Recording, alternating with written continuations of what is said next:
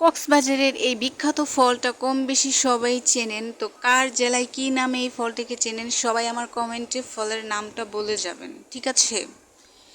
এই ফলটা আজকে পারার জন্য আমি যে কি কষ্টটাই না করছি সেই কষ্টের মুমেন্টগুলো এখন আপনারা আমার এই ভিডিওতে দেখতে পারবেন, যদি ভিডিওটা স্কিপ না করে সম্পূর্ণ ভিডিওটা দেখতে পারেন।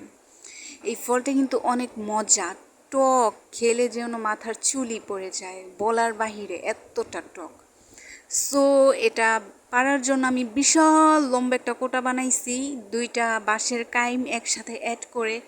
দেন আমার বাঁশের কাইম উপরে ঝুলকি মেরে রয়ে গেছে, আমি তাই অনেক কষ্ট করে এটাকে পারছি।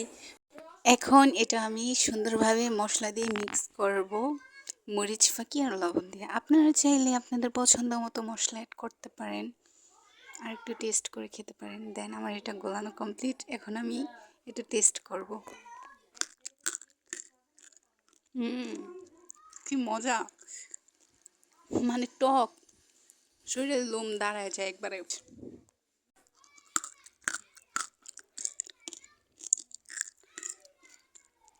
ফলের দানাটা কটর মটর করে, শব্দ শুনলেই খেতে ইচ্ছে করে।